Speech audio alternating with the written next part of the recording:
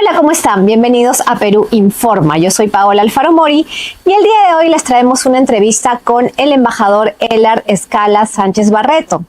Muy agradecidos por su presencia además. Él es, además de embajador de carrera, él es economista, ha sido embajador del Perú en Japón, también ha sido director general de Asia y Oceanía en la Cancillería y además por tercera vez es presidente de la Asociación de Funcionarios del Servicio Diplomático del Perú. Bienvenido, embajador. Un gusto saludarte. Muchas gracias.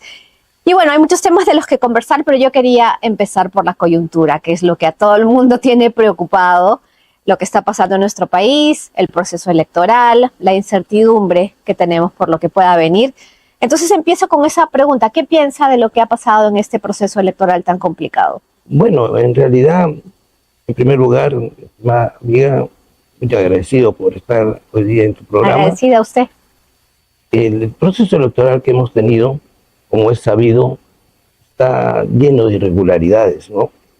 Y eso está afectando seriamente la imagen internacional del Perú. En el exterior hay preocupación por lo que está sucediendo con voces de distinta naturaleza. Y un periodo donde los resultados se están alargando y eso hace que en el exterior se vea al Perú con una inestabilidad política enorme. El hecho de que las autoridades de la OMPE en este momento estén siendo procesadas o impidiéndose la salida del país, son actos que reflejan una inestabilidad total y obviamente repercuten en el exterior, crea inestabilidad. Vemos que el tipo de cambio ha subido, ha pasado a los 3.50, eso afecta también a Perú. Obviamente los inversionistas siguen con atención. De repente es posible que hasta que veamos reducido en los próximos meses el grado de inversión del país, si es que continúa esta inestabilidad. Yo creo que las autoridades electorales deben tomar decisiones lo más pronto posible para tratar de salvar esta situación por la cual estamos corriendo. Usted nos habla de irregularidades. En su opinión, ¿han sido simplemente irregularidades por ineptitud o ha habido intencionalidad en estas irregularidades? Yo creo que a la luz de lo que está saliendo, aparentemente ha habido un manejo del sistema de cómputo, del sistema electrónico poco saludable, por decirlo menos, ¿no? He estado viendo por la información abierta, ¿no? Porque obviamente no tenemos acceso a los sistemas propios, pero por las auditorías que han hecho algunas empresas extranjeras sobre la información abierta, dan a entender de que ha habido cierta manipulación. Obviamente hemos visto que ayer los principales gremios del país están pidiendo auditoría. Yo creo que la OMPE debería contratar a una empresa internacional de gran prestigio para que haga una auditoría y se transparente la situación. Yo creo que eso es fundamental. Y mientras más rápido se haga, es mejor. Para la salud del país. Exactamente. Nosotros vivimos en estos momentos una inestabilidad electoral totalmente impensable antes de las elecciones, ¿no? Bueno, hay opiniones diversas de juristas, unos opinan una cosa, otros opinan otra, pero yo creo que fundamental es la auditoría para saber si es que el sistema ha estado trabajando correctamente o no. Y eso nos dará pautas para el resultado final, ¿no? Exactamente, pero bueno, yo estoy de acuerdo con usted, pero también me pongo a pensar, ¿qué pasa si se hace una auditoría y el resultado es que efectivamente hubo un fraude en el software, en el procesamiento de... Bueno, si se prueba datos, eso, ¿no? Yo creo que la autoridad va a tener que declarar nulas las elecciones y hacer nuevas convocatorias. No seríamos el primer país que lo... Eso es lo que le quería preguntar, porque parece que cuando se menciona esto, parece que fuera, ay, Dios mío, no, eso es imposible. Y no es así, porque hay países donde ha ocurrido eso, Rumanía. Claro, Rumanía es un caso concreto de hace unos pocos meses de atrás. Y no se cae el mundo tampoco. Y también fue por los influencers, el pago de influencers, en el caso rumano, ¿no? A través de Rusia. Y ¿Cómo fue? Eso sí no tenía conocimiento. Según lo que había salido en la prensa, en ese proceso electoral, desde un tercer país en África, se pagaba a influencers a través de otro país en Europa para poder intervenir o orientar las elecciones. Entonces, la autoridad electoral tan pronto se conoció el hecho, que fue 48 horas después de las elecciones, declaró nulas las elecciones. Claro, con rapidez, que es lo que haría falta aquí, ¿no? Entonces no fue un caso de problemas con el software ni nada de eso, sino de injerencia internacional. Eso fue lo que se dio a conocer, estaba en toda la prensa esa información, ¿no? Sí, no había información profundizado. Abierta, ¿no? Y obviamente se declaró nula y se convocó a elecciones y las elecciones se llevaron a cabo hace un par de meses y tenemos un nuevo gobierno ahora, ¿no? Exactamente, con legitimidad. Con legitimidad. Porque claro, o sea, independientemente de quién gane, ¿quién puede creer en ese resultado? Exacto, es el problema. Ya el sistema electoral ha perdido la confianza de la ciudadanía. Exactamente. Y la única forma de recuperarla es transparentando el sistema informático.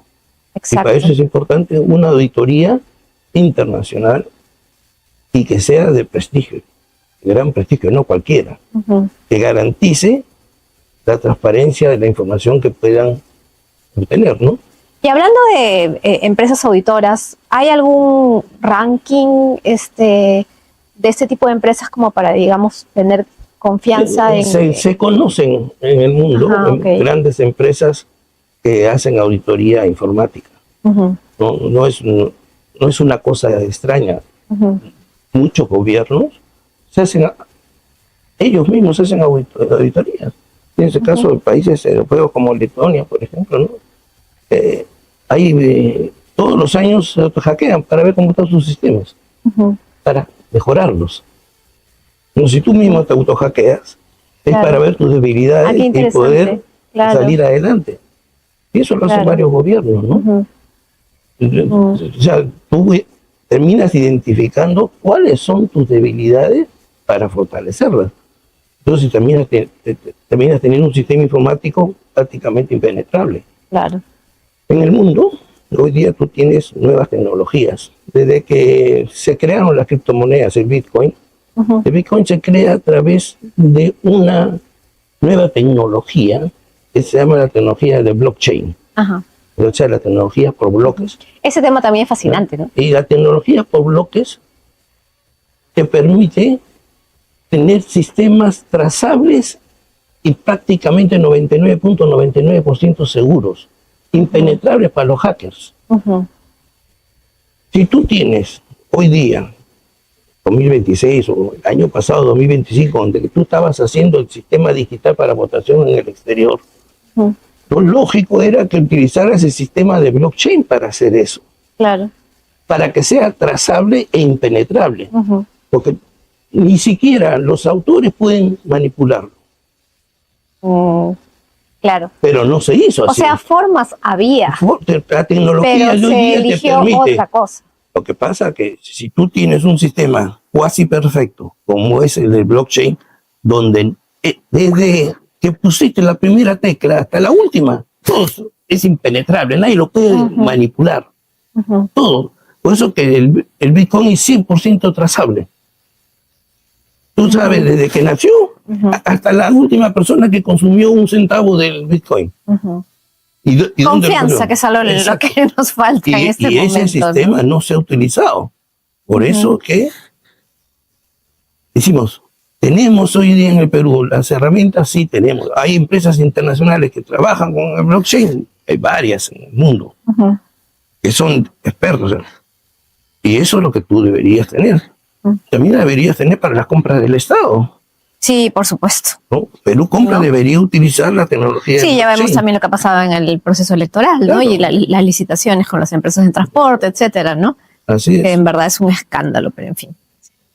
Vayamos a otros temas más de política internacional que involucran al Perú. ¿Cómo ve la actuación del embajador de Estados Unidos, que es una actitud totalmente diferente a la que han tenido embajadores de Estados Unidos en el pasado, ¿no es cierto? En el Perú, él tiene una presencia diferente.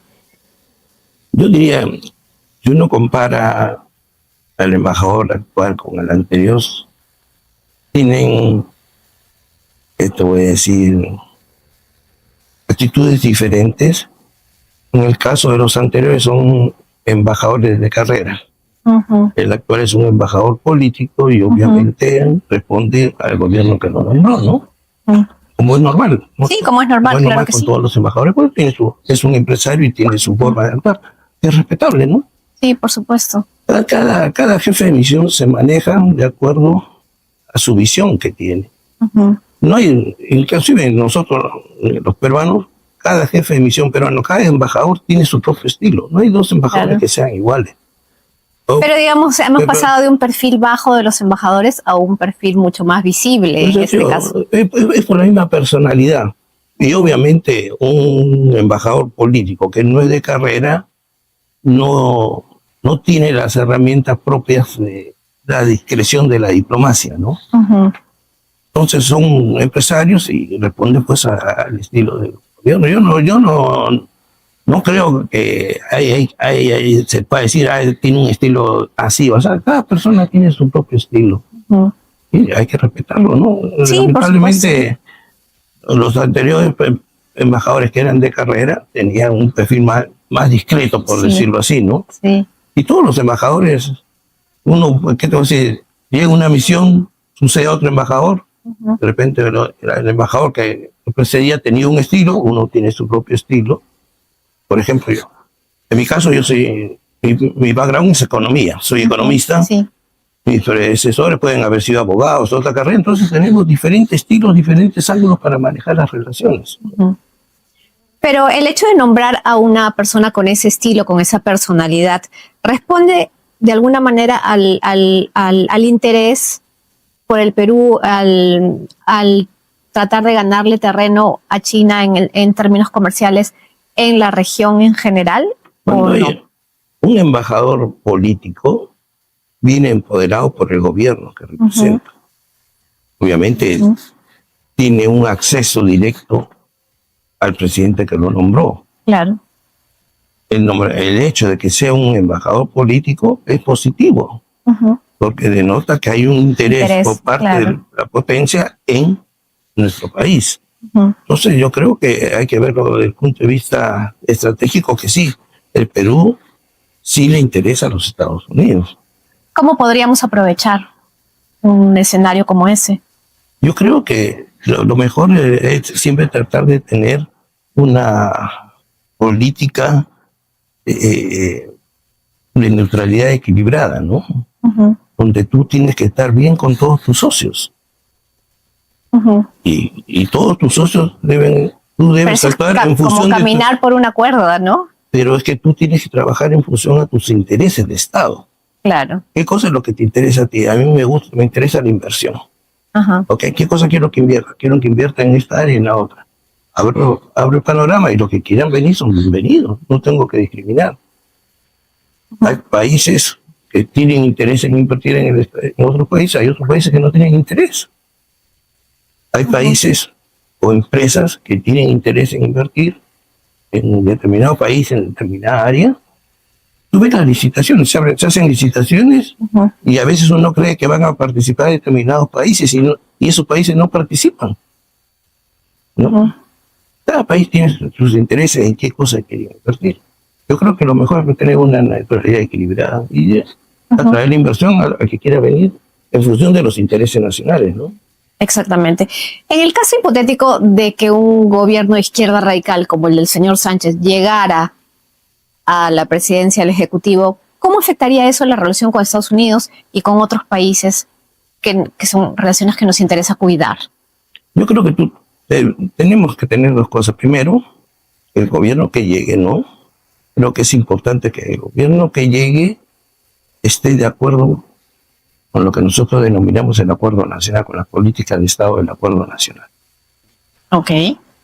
Estando con las políticas de Estado del acuerdo nacional, como fue el caso del presidente Ollanta, una vez que me dijo que él se iba. Claro, él cambió de una postura a otra, ¿no? Claro, porque una cosa es la campaña y otra cosa es la realidad. ¿Qué cosa es el acuerdo nacional? El acuerdo nacional son las políticas de Estado consensuadas. Entonces son las miradas de mediano y largo plazo, no es el corto plazo. Entonces las políticas de gobierno deben estar orientadas al cumplimiento de los objetivos de mediano y largo plazo. Sí, de acuerdo, y tenemos un Centro Nacional de Planeamiento Estratégico que también ha elaborado un plan al 2050, me parece, pero un gobierno como el del señor Sánchez, acompañado por Antauro Humala, etcétera, etcétera, etcétera, ¿no? Que ya sabemos quiénes están a su alrededor, ¿usted cree que se adheriría a ese tipo de compromisos nacionales? Yo creo que, es decir, pensar quiénes son las personas que lo van a acompañar, como has mencionado, no me atrevería a decir eso ahorita. Yo creo que una cosa es la campaña y otra cosa es la realidad nacional. El señor Roberto Sánchez es un candidato de izquierda. No sé si es tan radical como dicen serlo. Si yo analizo su paso por el Ministerio de Comercio Exterior, cuando él fue ministro de Comercio Exterior, continuó con la política de negociación de los tratados de libre comercio. En ningún momento se paralizó. Quiere decir que él está por el libre mercado. Eso quiere decir que... Él es muy católico. ¿Ah, sí? Él en ningún momento se han nombrado marxista-leninista.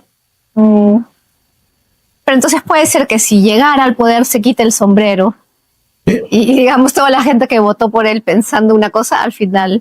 Yo creo que finalmente también es un engaño a sus electores, ¿no? Además es un personaje, una persona inteligente. ¿No? Yo no lo calificaría de radical. Yo, sí, socialista sí, ¿no? Pero yo creo que había que ver. Bueno, sí. En realidad hay tanta incertidumbre. Obviamente en las campañas se escucha de todo. Sí. Y hemos visto que no solamente acá en el país, en muchos países el candidato dice una cosa y cuando llega hace otra cosa. Una cosa es el candidato y otra cosa es el presidente que después es... Eso, obviamente, cuando uno es candidato por todos los medios quiere llegar a cumplir su objetivo.